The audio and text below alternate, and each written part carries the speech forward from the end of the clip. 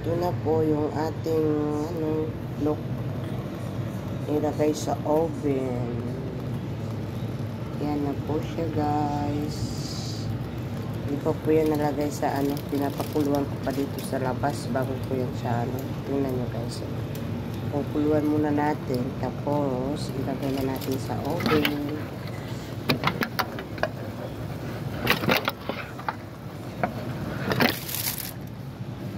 Yan po ang kanyang kanin, masbus.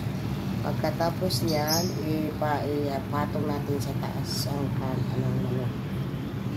Guys, thank you for watching. Tapos yan, ang sausawan niya. Pang sausawan sa kanin. Yan guys.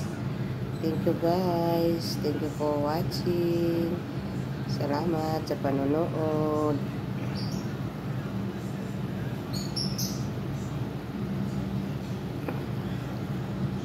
Thank you.